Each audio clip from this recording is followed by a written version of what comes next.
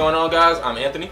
I'm Yusuf. And welcome back to Sleeping in Class. So today we have a new segment that we're doing called the Video Game Study Guide. And this is where we're going to be taking some of our favorite video game series and exploring the lore, mechanics, and gameplay and discussing how we feel about the overall experience.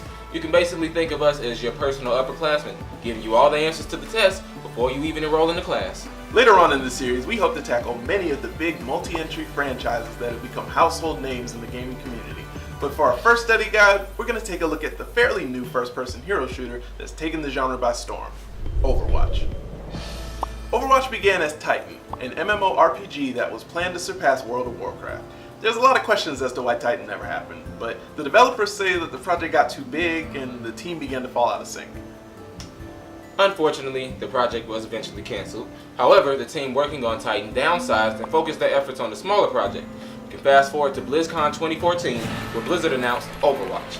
Using models and revamping some of the characters that they planned for the failed Titan, as well as adding a host of new ones, the Titan team managed to make something great from the depth of their previous project in Overwatch.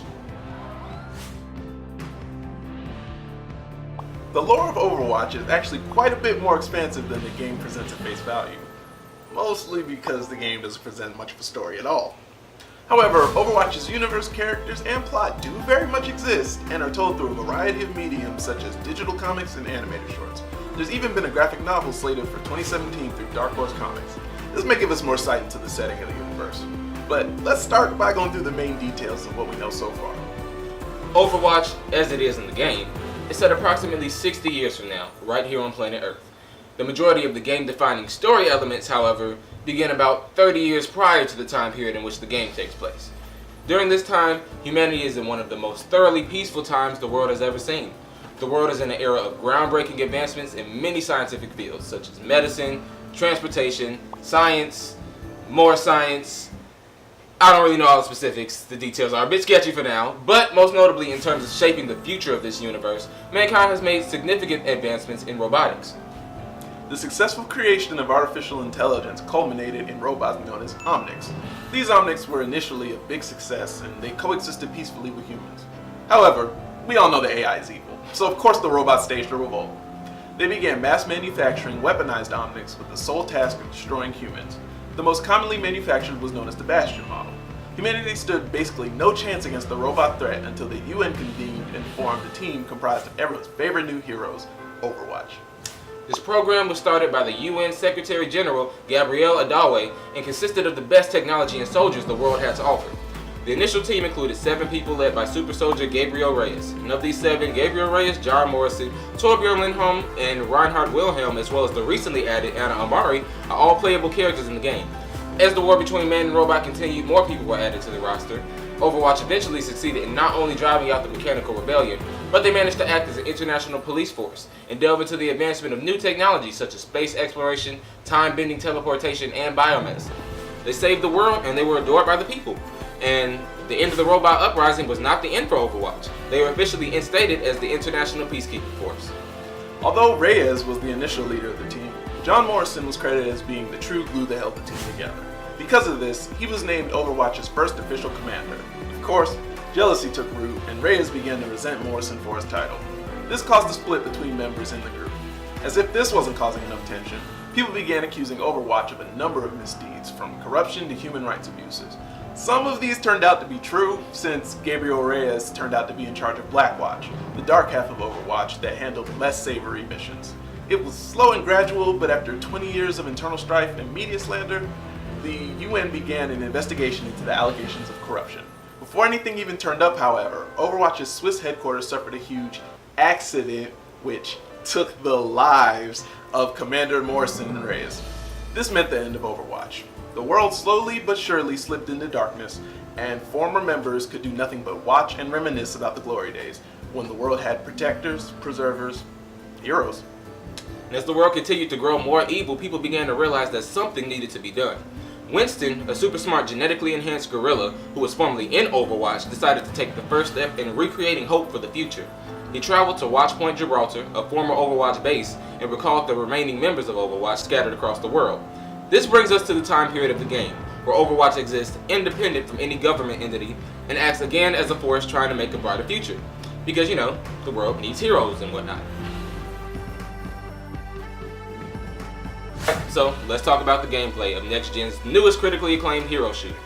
First things first, let's just get it out of the way. Everything that we just talked about in the lore section of this video, yeah, you don't see any of it. Okay, maybe like little pieces of it scattered around for you to connect the dots and go, oh cool, I know the context of that little newspaper on the wall or whatever, but basically no. There's no story mode, there's essentially no PvE at all other than the training mode you can do with bots and things of that nature, and I think that the general consensus here is that we all wish it had more. It's lacking in content, severely depending on who you ask, but hey, what if Next Gen really isn't in some regard, so hey, yeah, let's forget all of that. That does not by any stretch make it a bad game. It's an FPS, but in the hero shooter genre. This means that the emphasis is heavily on the different characters in the game and what they can do, as opposed to most shooters where the weapons or class types you choose are the most important. You can change characters anytime you're in the spawn room or while you're respawning. There are 22 different heroes that you could play with, and they are classified into 4 different classes. Even though there are only 4 classes, every character is unique and very well balanced. Yeah, but these are not the same type of classes as, say, creating your class on Call of Duty or Battlefield by like picking a gun and perks. No, these characters already exist within the subclasses and cannot be changed in any way that isn't cosmetic, and even that's kind of limited. So the classes are attack, defense, support, and healer. And each team needs to have a balanced spread of these different class types in order to win a match. So as you can see, there's a heavy emphasis placed on teamwork and coordination. Something that exists in other FPSs, but probably not as much as they do in Overwatch. Yeah, I personally love the cooperative aspect of the game when my teammates acknowledge it, but there's a big possibility you'll end up in the game with teammates who don't understand teamwork or balance, end up with a whole team of people with the same hero or people who don't go for the objective. And it can be mildly frustrating, but you know, it doesn't destroy the whole game experience or anything of that sort. The team aspect of the game really makes it a lot of fun for me. When playing the game, I normally play with Lucio, and he holds a support role. In most situations, your teammates will probably just run off and go kill the opposing team, so while they're getting all the kills, I normally have an impact without killing as much. Still get some kills though. His speed boosting and healing abilities are pretty useful though. Each character is useful, and depending on your playstyle, you can probably find at least one character in each type of role. I play with Pharah, Torbjorn, Lucio, and Anna. Yeah, so let's talk about the game modes now. Alright, so there's competitive play and there's quick play, and both of these modes feature about 12 different maps, and as we stated before, each map hosts a specific style of gameplay. The styles of gameplay include Assault, Escort, Hybrid, and Control. In Assault, one team's objective is to attack while the other is to defend. The attacking team must stay within the capture point while keeping the defending team out for long enough to take it. Once this is done, they must move to a second capture point and do the same thing again. If they are able to take both capture points, they win. The defending team just has to keep the attackers out of the control point until time runs out. Escort also involves an attacking and defending team. However, this time the attackers are escorting a vehicle or payload through a few checkpoints to a final destination in order to win. The payload will only move if an attacking player is close enough to it, and there are also no defending players close to it. If the attackers push the payload past a checkpoint, more time will be added to the clock. The defending team just has to defend until time runs out. In this case, meaning stop the payload from moving. Okay, so hybrid maps feature a combination of both of these two. Attackers must first take the capture point, and then once this is done, they escort a payload to the destination. Control is basically Overwatch's version of King of the Hill. A capture point is placed in the middle of the map, and the two teams fight to control the capture point for the most time. Okay, so as you all can see, there's pretty much about 2.5 game modes in this multiplayer-only game. But they can be really addicting at times, and the level design, it really contributes to the replayability of this game.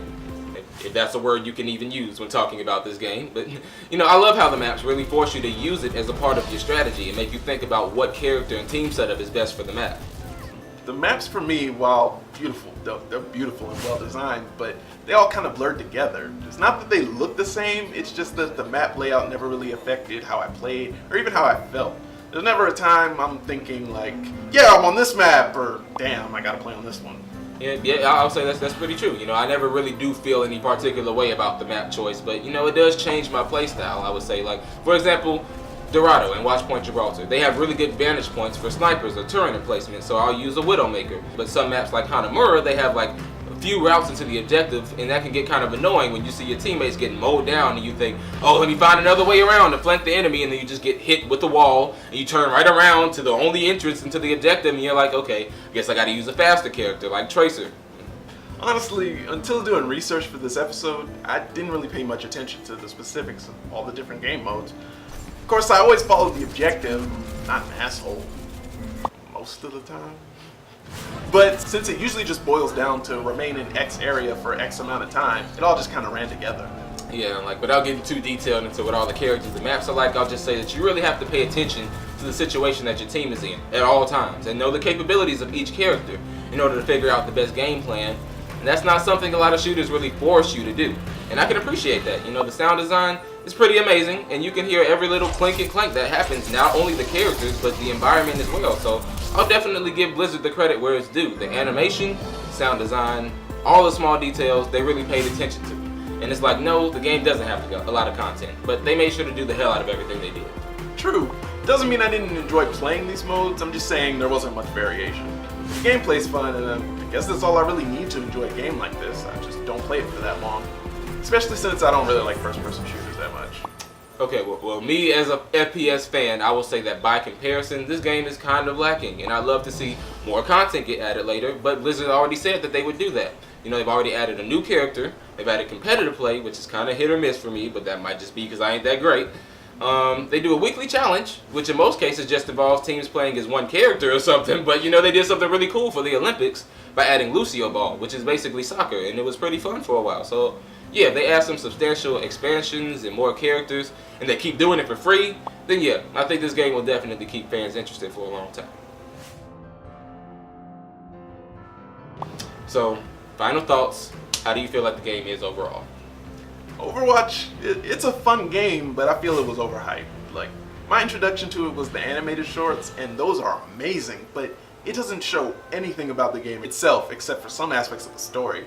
These aren't even like cutscenes or included with the game. Thinking about it now, it's pretty fucked up advertising. Yeah. Like, no, seriously, like, what about this commercial makes you think you'd be getting this type of game? We are determination. We are harmony. We are Overwatch.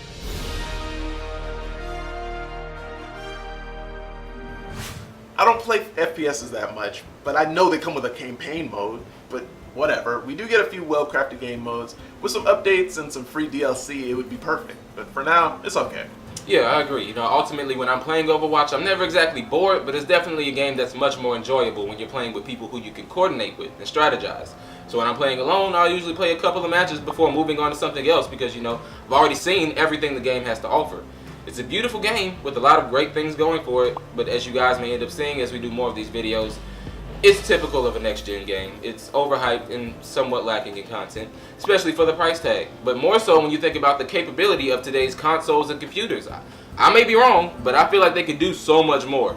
And when it came out, I was really happy with it, and I honestly thought this was the direction I'd like to see a lot of FPS games go. But with time, it just started to feel lackluster. And now, it might get more content in the future, and my opinion might change, but as of now, I'll give Overwatch a solid B. Could be better, could be a lot worse. I'd give it a C+. It's just not enough content to hold me over like other games do.